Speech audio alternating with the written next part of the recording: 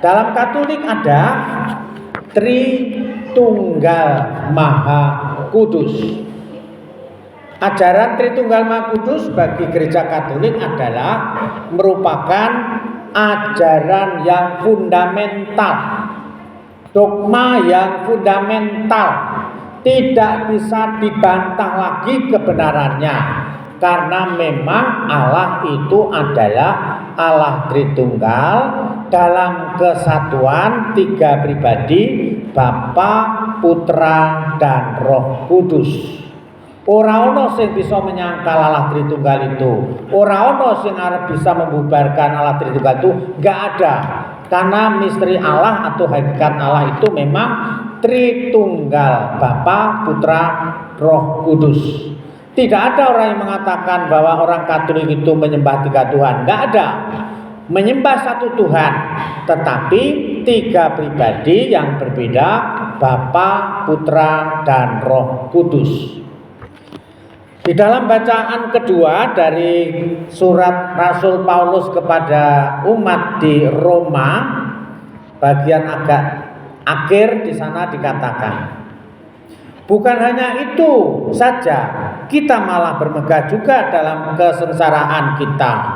Karena kita tahu bahwa kesengsaraan itu menimbulkan ketekunan, ketekunan menimbulkan tahan uji, dan tahan uji menimbulkan pengharapan.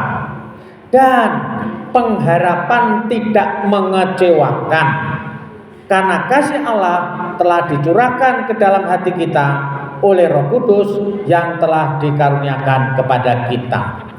Romo sengaja memetik ayat ini karena tahun 2025 ini adalah tahun jubileum.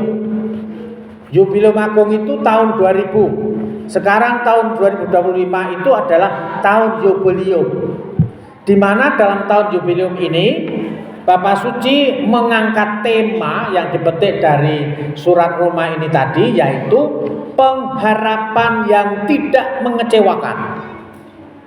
Dan di sana dicanangkan, lalu di mana-mana disediakan Porta Santa, pintu suci, mulai dari Roma sana Italia menyebar ke seluruh dunia, termasuk di paroki kita ini ada Porta Santa. Dalam setengah tahun ini yang berziarah ke Porta Santa Tegalrejo itu banyak sekali. Hari ini ada yang berziarah sak bergodo wonge dari dari Batu Putih. Kemarin ada, nanti ke depan masih ada juga. Porta Santa, pintu suci yang mengajak manusia untuk bertemu dengan pintu utama, yaitu Kristus Yesus yang tidak mengecewakan. Kalau dikatakan pengharapan yang tidak mengecewakan, Bapak Suci menegaskan tentang tema itu. Mengapa tidak mengecewakan? Jawabnya adalah karena kita ini, semuanya ini sudah dibungkus dalam Tritunggal Maha Kudus. Tadi di depan saya katakan, hidup manusia ini selalu berada dalam rangkulan Tritunggal Maha Kudus. Saat dibaptis kita ditandai atau dicurai air dengan Bapa, Putra, dan Roh Kudus. Saat perjalanan hidup kita tidak pernah lepas dari Tritunggal Maha Kudus. Saat lahir kita ditandai dengan Roh Kudus. Pada saat mati kita pun juga ditandai dengan Tritunggal Maha Kudus. Maka imam salah satunya mengatakan ketika jenazah itu mau diberangkatkan dengan mengatakan, "Hei paikem, berangkatlah dengan membawa tanda kemenangan Kristus, Bapa, Putra, dan Roh Kudus." Lalu jenazah itu diberangkatkan. Amin. Amin. Jadi kita tidak pernah lepas dari rangkulan Roh Kudus, tidak pernah dari lindungan Tritunggal Maha Kudus, tidak pernah lepas dari naungan Tritunggal Maha Kudus, dan kita tidak lepas dari keselamatan oleh Tritunggal Maha Kudus.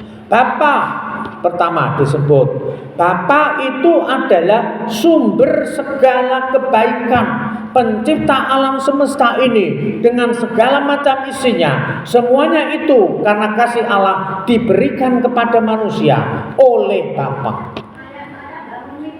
Roh Kudus, Yesus Kristus atau Putra Allah. Putra Allah itu adalah tanda kasih Allah yang diberikan kepada manusia, bukan untuk menghukum tetapi untuk menyelamatkannya. Putra Allah yaitu Yesus Kristus yang mengajar kita, mengajar kebaikan, mengajar kasih, sehingga manusia ini bisa mencintai Allah, mencintai sesama seperti Tuhan Yesus juga mencintai Allah dan mencintai sesama. Tuhan Yesus itu juga yang menunjukkan jalan manusia, yakni jalan kebenaran dan hidup. Tidak ada orang yang bisa sampai kepada Bapa kalau tidak melalui aku. Itulah sabda Yesus. Dan Yesus ini selalu membimbing kita, mengajar kita supaya senantiasa setia kepada Allah Bapa, sebagaimana Tuhan Yesus juga setia kepada Allah Bapa. Tuhan Yesus juga mengutus Roh Kudus. Sesudah dia naik ke surga, dia mengutus Roh Kudus. Dan Roh Kudus itulah roh kebenaran. Ia akan memimpin kamu ke dalam seluruh kebenaran, yakni kebenaran yang diajarkan oleh Tuhan Yesus Kristus itu sendiri.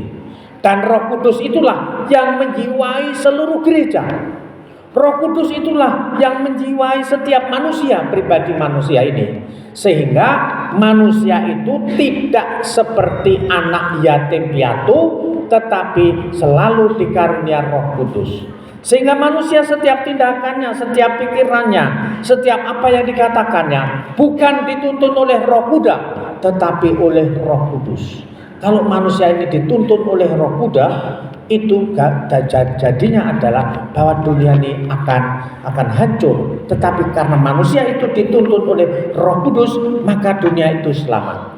Dan Bapak Ibu para saudara terkasih, bahwa Allah Tritunggal adalah misteri yang bukan tidak bisa dipikirkan oleh manusia, tetapi hanya manusia mengakui dengan iman bahwa Allah Tritunggal itu adalah tiga pribadi yang berbeda, yaitu Bapa, Putra, dan Roh Kudus. Memang kita boleh memikirkan Allah Tritunggal, kita boleh mengevaluasi Allah Tritunggal, kita boleh menganalisa Allah Tritunggal, boleh-boleh saja.